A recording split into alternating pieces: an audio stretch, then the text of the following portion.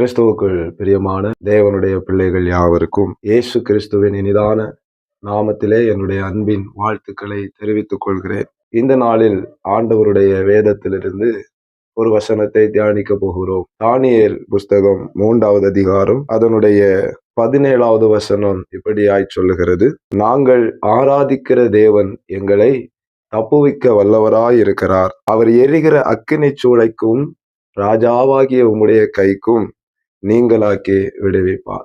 Shadrach, Meshach, ஆபேத் நகு என்று சொல்லப்படுகிற ஒரு 3 வாலிபர்கள் ராஜா நாட்டின பொற்சிலையை வணங்காததினாலே அவர்களை தீச்சூளையிலே கொண்டு போடுகிறார்கள்.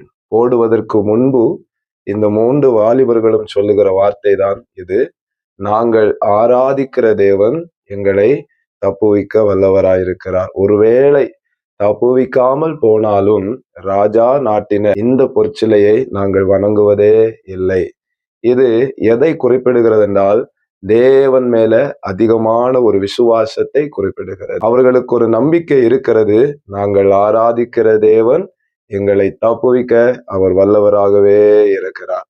இதை கேட்கிற அருமையான கர்த்தருடைய பிள்ளைகளே, இந்த 3 வாலிபர்களை போல ஆண்டவருடைய சமூகத்திலே நீங்கள் வைராக்கியம் உள்ளவர்களாய், அந்த விசுவாசம் வைராக்கியம் உள்ள ஒரு விசுவாசமாய் இருக்கும் என்று சொன்னால், அந்த தீச்சூளையிலே போன அந்த 3 வாலிபர்களையும் ஆண்டவர் தப்புவித்தது போல, நீங்க எவ்வளோ பெரிய நெருக்கத்துல இருந்தாலும் இந்த வார்த்தையை கேட்கிற உங்களை ஆண்டவர் தப்புவிப்பார். தேவன் தாமே இந்த வார்த்தைகளின் மூலம் உங்களை ஆசீர்வதிப்பாராக.